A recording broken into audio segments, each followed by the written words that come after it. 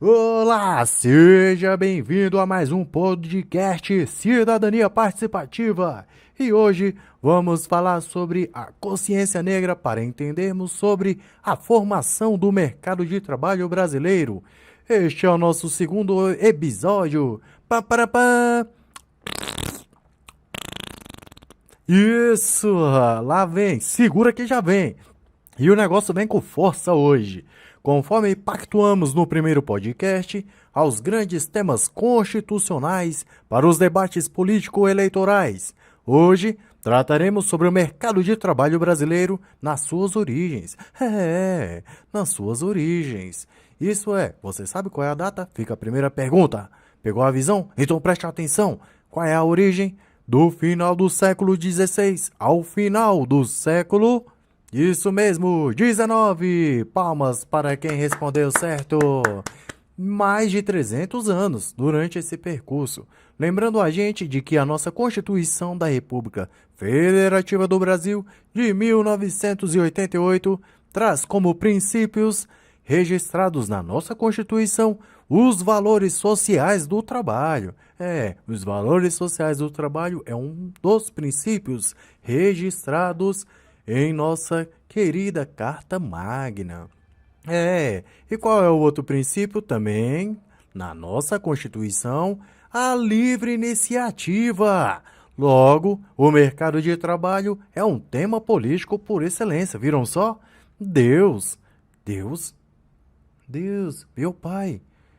Já estão querendo colocar o senhor de novo nesse assunto de política? Deus está em tudo, Deus é onipresente, onisciente, Ele está em tudo ao mesmo tempo. E quando vai falar de política, adivinha só, Ele está lá também. Mas o que Ele quer ouvir da gente? Ele quer ouvir sobre os fundamentos, sobre os princípios trabalhados na Constituição. E aqui falaremos hoje sobre os valores sociais do trabalho e a livre iniciativa.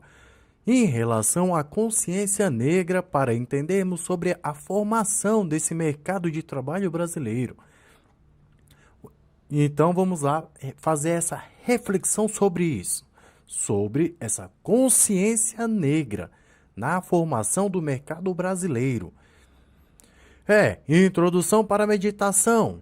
Estamos em 2022, isso, em 2022, como o tempo passa rápido. Mas desde o final de 2015...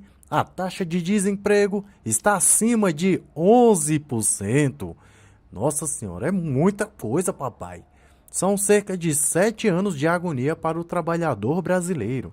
Na melhor das hipóteses, quem conseguiu se manter em seu trabalho com carteira assinada está com o salário congelado e perdendo poder real de compra em decorrência das altas taxas de inflação, em ocorrência nos últimos tempos, principalmente nos quase 3 últimos anos, 2020, 2021 e 2022. Hoje, em 2022, a taxa de desemprego está em cerca de 12%. É isso mesmo, 12%.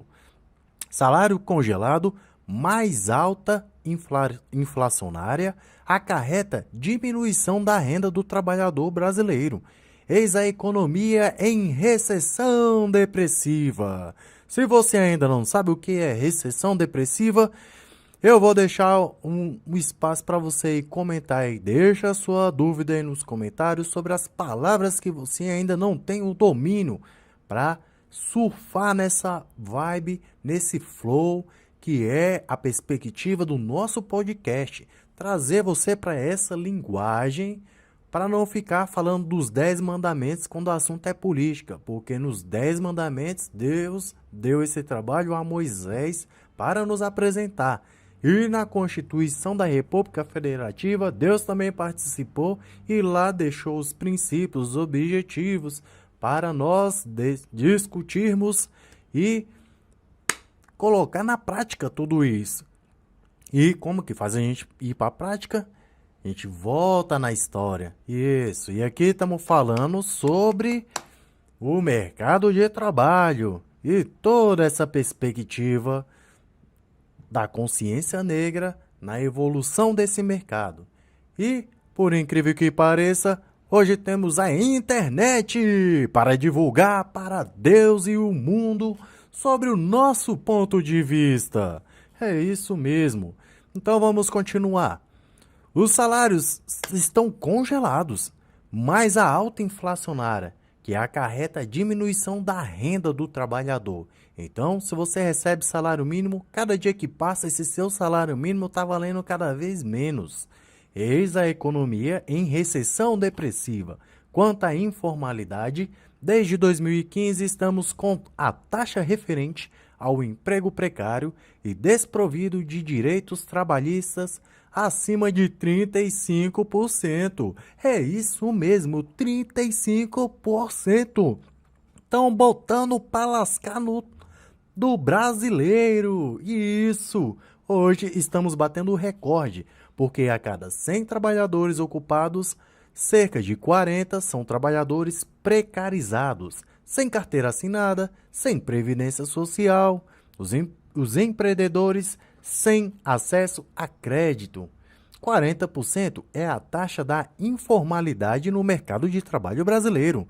Cerca de 103 milhões de pessoas é o tamanho da população economicamente ativa brasileira, tamanho da força de trabalho que pode ser utilizada no Brasil. Temos cerca de 90 milhões de trabalhadores ocupados. Desses, cerca de 36 milhões são trabalhadores informais, isto é, 40% dos trabalhadores ocupados. O desemprego graça, a informalidade abunda, a renda encolhe, o povo empobrece, a economia definha, a carestia impera. Isso mesmo, pois bem, as 3 questões reflexivas. A primeira delas é o quê? O que queremos com esta conversa?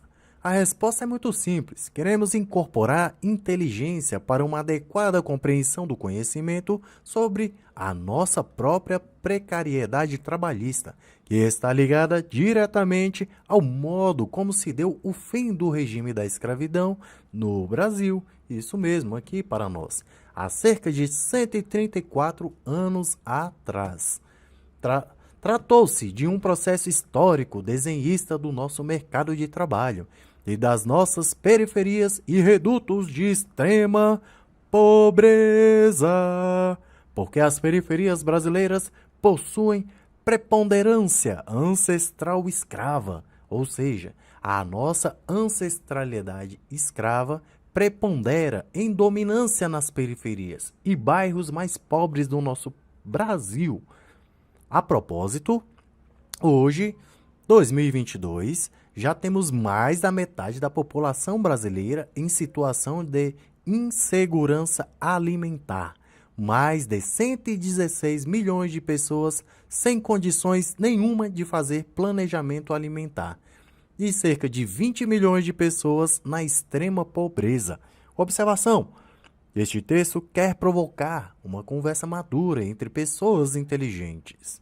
Trazer pessoas simples que tenham a disposição e querem desenvolver essa inteligência para dar valor ao seu voto.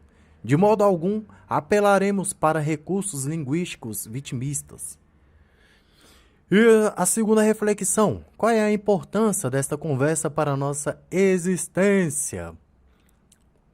Antes de respondermos a este questionamento, vamos cotejar, isto é, vamos investigar esta informação a seguir.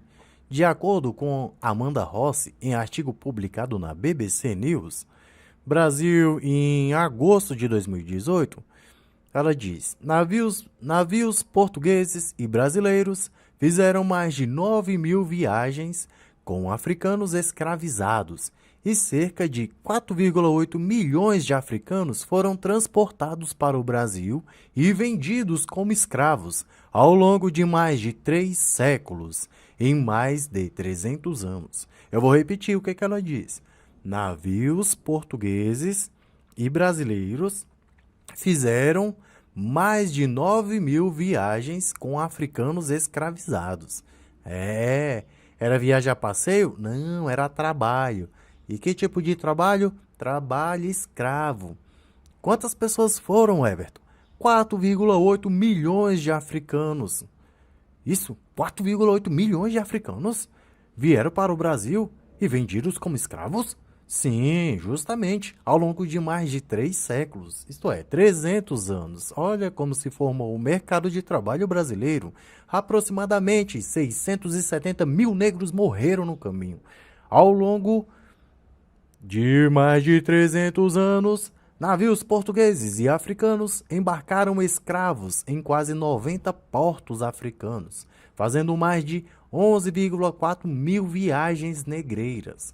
Dessas viagens, 9,2 mil viagens tiveram como destino o Brasil. Isso mesmo. Assim, se iniciou o mercado de trabalho brasileiro. Tratou-se da entrada de um fluxo de pessoas de tal modo consideravelmente grande e capaz de impactar a formação cultural e socioeconômica da nossa sociedade brasileira. E como impactou, observemos. Na década de 1810, há cerca de 200 anos atrás, o tamanho da população total brasileira era de aproximadamente 4 milhões de pessoas. 48% dessas pessoas eram escravas, 1,9 milhão de pessoas. 48 de cada grupo de 100 brasileiros na década de 1810 eram escravos. Quase a metade do todo da população do Brasil. Há 210 anos atrás. Isso mesmo. Há 210 anos atrás. Na década de 1860, o tamanho total da população brasileira era de 8 milhões de pessoas. Cerca de 22% delas eram escravas. Isto é, 1,7 milhão de pessoas. 22 de cada grupo de 100 habitantes do Brasil, na década de 1860, eram escravos, há cerca de 160 anos atrás. Na década de 1880, o tamanho da população brasileira era de 10 milhões de pessoas e cerca de 10% eram compostos de escravos, isto é, 1 milhão de pessoas. 10 de cada grupo de 100 habitantes do Brasil, na década de 1880, eram escravos, há 140 anos atrás. E em 13 de maio de 1888, há 134 anos atrás, houve a abolição definitiva da escravidão do Brasil, o último país das Américas a pôr fim oficialmente ao regime da escravidão. Você entendeu bem? O Brasil foi o último país das Américas a pôr fim ao regime da escravidão oficialmente. O que é oficialmente? Pela lei. E na prática? Aí já é outros 500. Observação fundamental. Juridicamente, ser escravo era ser um subanimal, um instrumento de trabalho de mobilidade autônoma. O escravo era menos digno que os semoventes, que eram os animais utilizados no processo produtivo dos engenhos, isso é, semoventes. O negro era uma espécie de equipamento de trabalho para a produção. Há 134 anos atrás. Em termos históricos, isso foi ontem, 134 anos. Foi quase agora. Se considerarmos que a escravidão durou mais de 300 anos e que temos pouco mais de 130 anos do fim oficial da escravidão no Brasil e principalmente o modo como se deu o fim da escravidão por aqui, nestas terras, totalmente sem o amparo de políticas governamentais para incorporar os ex-escravos ao mercado de trabalho, ao mundo da educação e ao universo da cidadania, constatamos que esse fato histórico foi determinante para a formação do nosso mercado de trabalho, foi determinante das nossas cidades, foi determinante da nossa industrialização, foi determinante para a nossa educação e também foi determinante para a nossa organização econômica, foi determinante também para as nossas políticas públicas e determinantes também para nosso direito. Façamos algumas vinculações entre as descrições históricas trazidas neste texto e a nossa atualidade econômica deste Brasil do século XXI. Quanto ao mercado de trabalho, negros são maioria entre os desocupados, isto é, os desempregados, e trabalhadores informais no país. Pretos e pardos, que compõem a população negra do país, são a maioria entre trabalhadores desocupados, 64,2%. 64 de cada grupo de 100 desempregados são negros pardos. Segundo o informativo Desigualdades Sociais por Cor ou Raça no Brasil, divulgado pelo Instituto de Geografia e Estatística, o IBGE, atualmente os negros representam 55,8% da população brasileira e 54,9% da força de trabalho. Quanto à informalidade, os pretos e pardos representam 47,3% dos trabalhadores precarizados. Isso tem fonte? Isso tem base? Tem. Qual é a fonte? A fonte é a Agência Brasil, a empresa brasileira de comunicação, EBC. E que ano que ela divulgou isso? Ela divulgou isso em 13 de 11 de novembro, de 2019. Quase agora. Quanto às condições de moradia, a desigualdade no mercado de trabalho tem reflexos também sobre as condições de moradia, enquanto 27,9% das pessoas brancas vivem em domicílios sem ao menos um serviço de saneamento básico, coleta de lixo, tratamento de esgoto e fornecimento de água. A proporção sobe para 44,5% entre pretos e pardos. Que não tem o quê? Não tem coleta de lixo, não tem tratamento de esgoto, não tem fornecimento de água. É isso mesmo, 44,5% entre pretos e pardos. Isso impacta as condições de saúde, vulnerabilizando, se tornando vulneráveis, portanto, ainda mais a subsistência da população preta e parda. Quem disse isso foi quem? Foi você, Everton? Você que está inventando? Não, jamais eu vou ficar inventando um negócio desse. Quem disse foi a EBC. Lá da Agência Brasil, a empresa brasileira de comunicação, em 2019. E quanto à violência, Everton? Negros têm 2,7 vezes mais chances de serem mortos do que brancos, segundo o IBGE, de 2012 a 2017, de acordo com dados do SIM, que é o Sistema de Informações sobre Mortalidade. Sim, morreu. Do Ministério da Saúde. Foram 255 mil mortes de pessoas negras por assassinato. Entre os jovens brancos de 15 a 29 anos, a taxa era de 34 mortes para cada 100 mil habitantes em 2017, último ano com dados de mortes disponíveis no DataSUS. Entre os pretos e pardos, eram 98,5 assassinatos a cada 100 mil habitantes. Fazendo o recorte apenas dos homens negros nessa faixa etária, de 15 a 29 anos, a taxa de homicídios sobe para 185 assassinatos por 100 mil habitantes. Quem disse isso foi você, Everton? Jamais. Quem disse isso foi a Empresa Brasileira de Comunicação, a EBC, em 13 de novembro de 2019. Foi logo após 2018 as eleições. Por tudo exposto, clara está a importância deste tema para o entendimento da nossa realidade existencial neste nosso querido Brasil.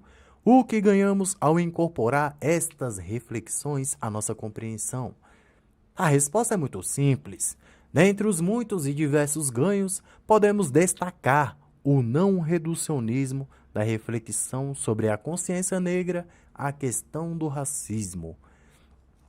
Não que esta seja uma questão menor, mas se dermos centralidade a discussões sobre racismo versus negação do racismo, abandonando os processos históricos da nossa formação social e suas vinculações com o momento presente, constituiremos uma conversa capenga, canhestra, estúpida e completamente descontextualizada socio-historicamente, explicando nada e fazendo reflexão nenhuma, reforçando ainda mais os preconceitos, os erros históricos interpretativos e os ódios entre as classes sociais.